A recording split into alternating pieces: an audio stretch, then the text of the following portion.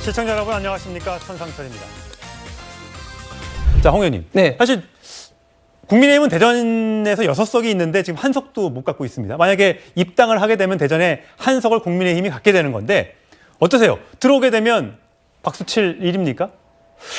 예, 일단 저희들 입장에서는 그 이상민 의원이 그동안 의정 활동을 그 5선 동안 해 오신 게 여러 가지 측면에서 우리 대한민국의 미래를 위해서 훌륭하게 좀 해오셨다고 보고, 예. 그리고 이번에 탈당을 하게 된 것도 결국은 민주당 내 당내 민주주의가 완전히 질식한 가운데 본인이 어쨌든 당내에서 좀 개혁을 하기 위해서 애를 썼는데도 불구하고 그게 전혀 먹히지 않고 집중 공격을 받게 되니까 탈당한 거 아니겠습니까? 그래서 저희들 생각은 이상민 의원과는 충분히 할 수 있다, 더 잘할 수 있다, 이런 좀 생각이 들고, 또 조금 전에 앵커도 이제 설명을 하셨지만 민주당 21대 들어와서 다양한 이유로 탈당을 많이 하셨어요. 예. 그런데 상대적으로 보면은 이상민 의원 같은 경우는 이번 처음 같은 경우인데, 예를 들면 윤미향 의원이라든지 김남국 의원이라든지 많은 분들이 탈당을 해서 또 민주당이 유효적자를 썼어요. 어떻게 썼냐면 안건조정위원회에 또 무소속이라고 해서 한 분 한 분 해서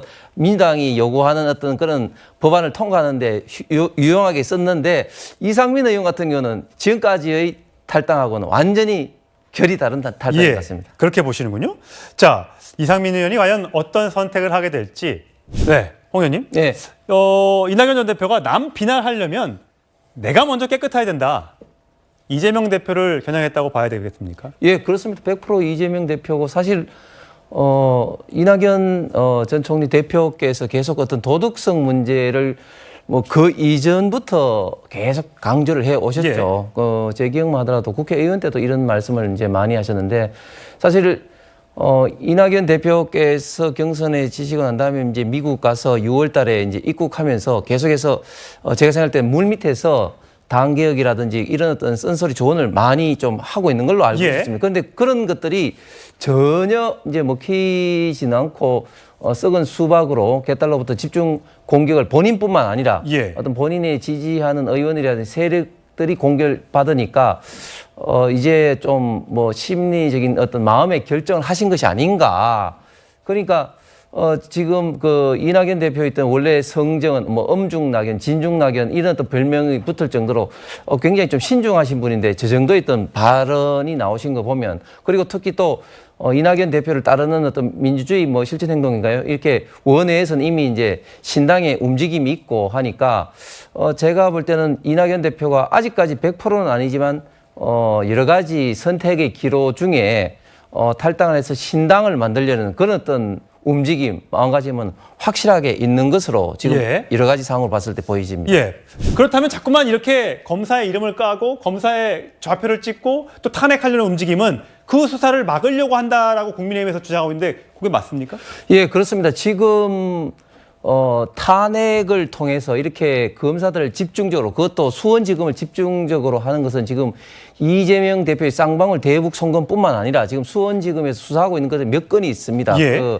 예를 들어서 이제 김성태 회장의 1억 5천 그 쪼개기라든지, 쪼개기 후원 의혹. 또 버카라든지 이런 수사를 하는데, 결국은 이렇게 좌표를 찍어서 탄핵을 하는 것은 두 가지 목적. 첫 번째는 이제 검사들을 좀 이렇게 좀 계속해서 겁을 줘가지고 제대로 된 수사를 하는데 조금 방해를 하는 것이고, 두 번째는 수사 지연인 것이죠. 결국은 실체적 진실이 뭐 밝혀지더라도 결국은 이제 최대한 이제 지연을 시킬 어떤 목적이니까 이렇게 하고 있는데, 저는 정말 그 민주당이 국민들로부터 심판을 받을 게, 이 탄핵이라는 것은 우리 대한민국의 헌법상 상권 분립을 취하고 있는 우리 대한민국의 헌법상 아주 예외적으로 입법부에 사법직 기능을 부여한 게 아니겠습니까? 예.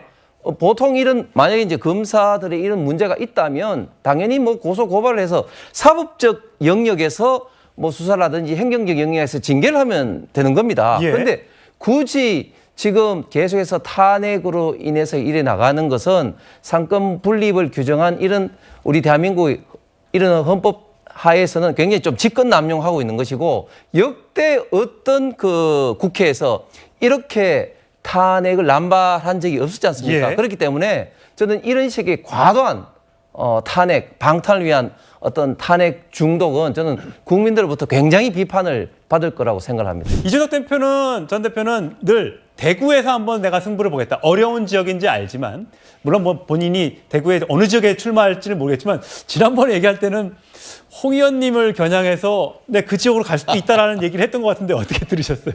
뭐 제가 모 방송국에서 만약 오시면은 뭐 환영하고 영광이다 이야기도 했는데 네. 근데 이준석 대표의 좀 행보를 보면 사실은 이 출마 예정자를 만약에 탈당해서 신당을 만들 때는 출마 예정자 모을 때는 당이 먼저 있고 이제 통상적으로 하게 되는데 네. 지금은 사실은 탈당하지도 않았지만 또 신당 준비도 사실은 많이 좀 돼 있지 않은 상황입니다. 신당은 최소한 5개 시도당에 이제 1,000명 이상씩 이제 책임 당원이 이제 모아져야 되는데 그런 상황에서 또 이제 어떤 출마 예정자를 저런 식으로 한다 하니까 제가 볼 때는 상당히 좀 의아하기도 한데 어쨌든 이준석 대표는 현재까지도 보면 계속해서 국민의힘 내에서 어떤 본인의 어떤 영향력을 계속해서 강화하기 위한 여러 가지 지금 액션을 지금 하고 있다. 진짜 궁금한 거는 대구 분위기는 어때요? 지금 대구 분위기는 뭐 그렇게 그 이준석 신당에 대해서 관심이 없습니다. 아.